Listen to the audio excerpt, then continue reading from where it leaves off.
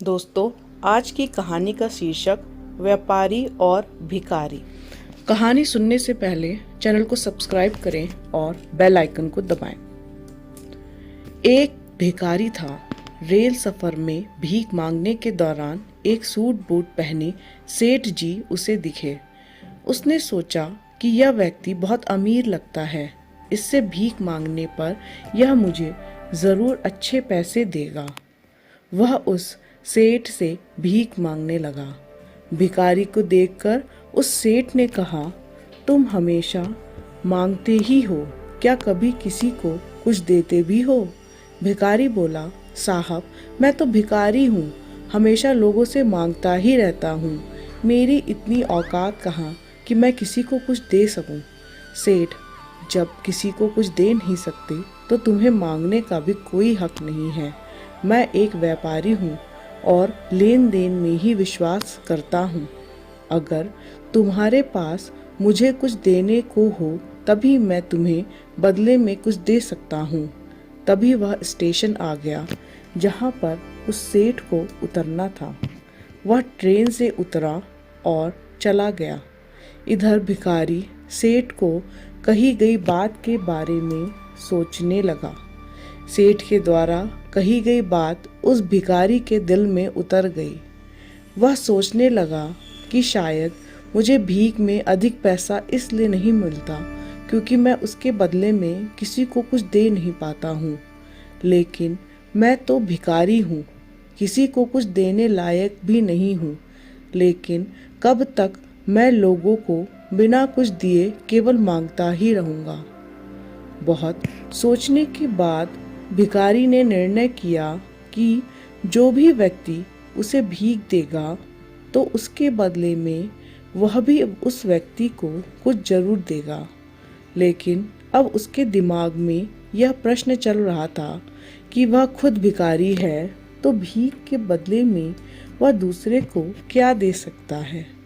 इस बारे को सोचते हुए दिन भर उसने गुजार दिए, लेकिन उसे अपने प्रश्न का कोई उत्तर नहीं मिला। दूसरे दिन जब वह स्टेशन के पास बैठा हुआ था, तभी उसकी नज़र कुछ फूलों पर पड़ी जो स्टेशन के आसपास के पौधों पर खिल रहे थे।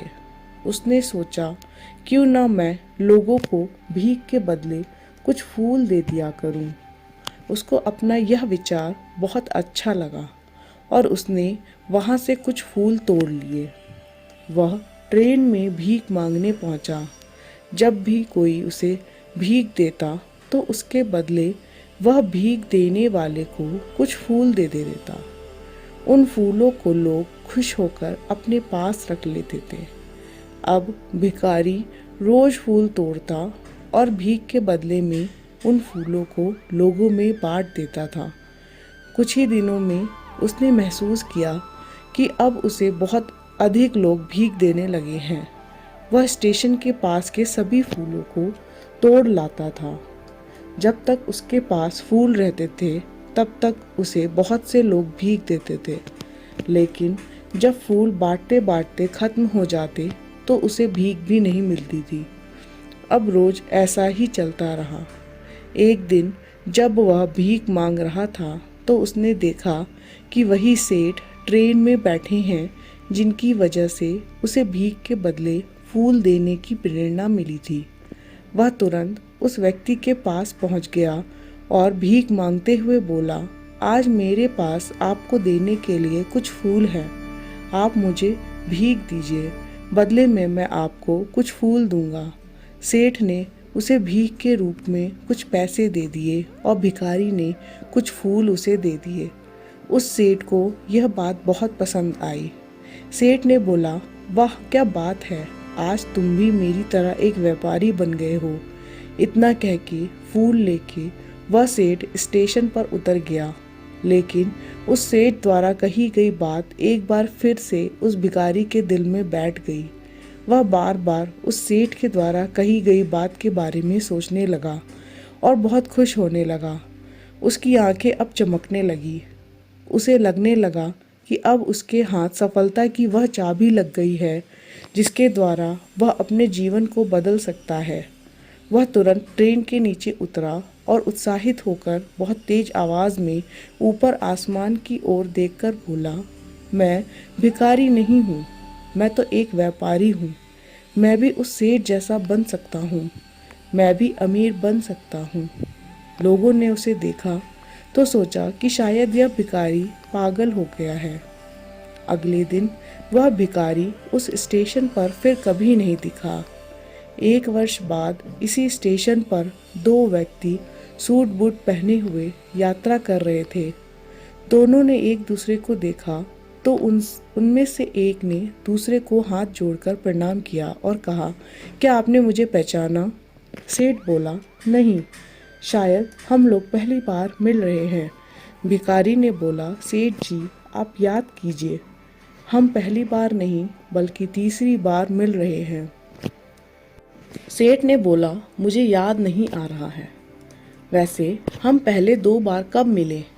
अब पहला व्यक्ति मुस्कुराया और बोला, हम पहले भी 2 बार इसी ट्रेन में मिले थे।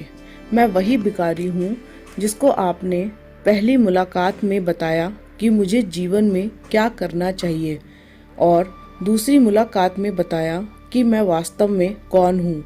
नतीजा यह निकला कि आज मैं फूलों का एक बहुत बड़ा व्यापारी हूँ और इसी व्यापार के काम से दूसरे शहर जा रहा हूँ। आपने पहली मुलाकात में प्रकृति का नियम बताया था, जिसके अनुसार हमें तभी कुछ मिलता है जब हम कुछ देते हैं। लेन देन का यह नियम वास्तव में काम करता है। मैंने यह बहुत अच्छी तरह से महसूस किया है, लेकिन मैं खुद को हमेशा भिखारी ही समझता रहा। इससे ऊपर उठकर मैंने कभी सोचा ही नहीं था। और जब आपसे मेरी दूसरी मुलाकात हुई तब आपने मुझे बताया कि मैं एक व्यापारी बन चुका हूँ। अब मैं समझ चुका था कि मैं वास्तव में एक भिखारी नहीं बल्कि व्यापारी बन चुका हूँ। भिखारी ने स्वयं को जब तक भिखारी समझा वह भिखारी रहा। उसने स्वयं को व्यापारी मान लिया तब वह व्यापारी बन गया। दोस्तों, अगर आपको यह कहानी पसंद आई है तो कहानी को लाइक करें, शेयर करें, चैनल को सब्सक्राइब करें और बेल आइकन को दबाएं। धन्यवाद।